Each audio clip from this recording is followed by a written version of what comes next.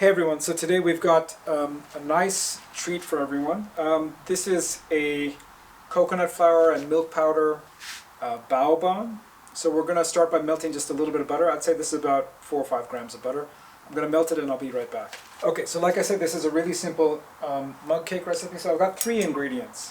One is this coconut flour that you can get at most health food stores or even grocery stores these days. The second is milk powder. Again, this is something you can find in most grocery stores. And the third is a little bit of baking powder we're going to use in there.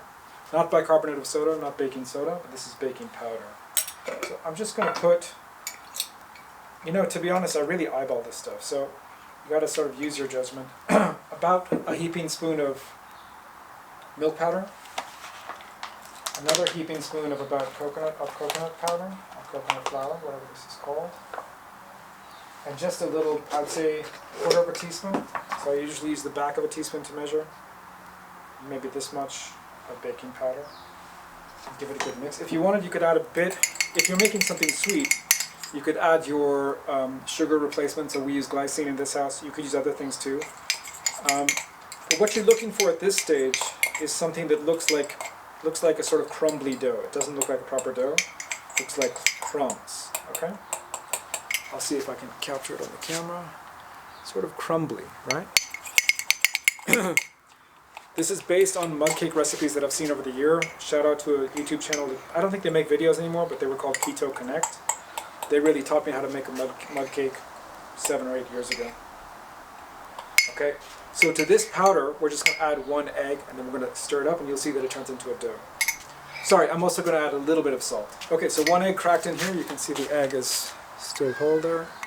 I don't know if you can really see it, but trust me, there's an egg in there.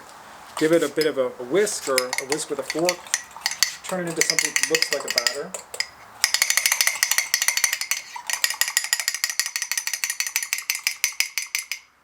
And you see it should come together pretty nicely.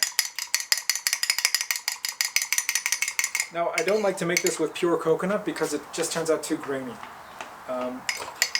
And I don't like to use other flours, almond flours and so on, that were popular in the keto world, because I think there are other negative side effects of using those.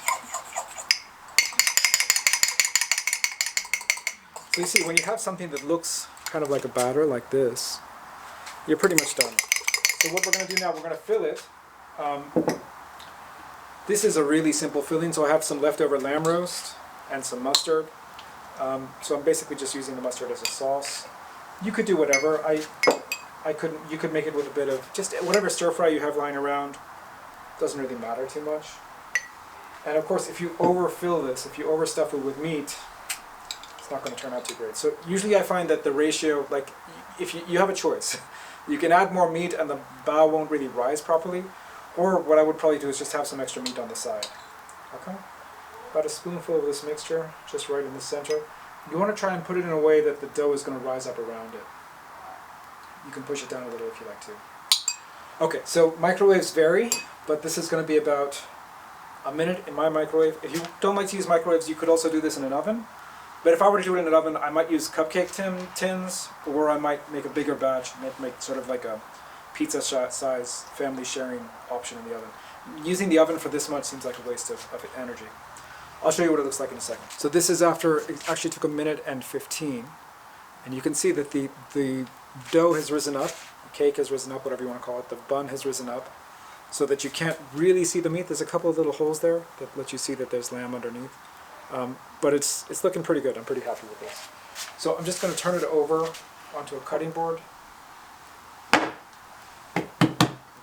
Out. Yeah, there you go. Now again, the final product is going to look differently based on how much meat you put in there and so on.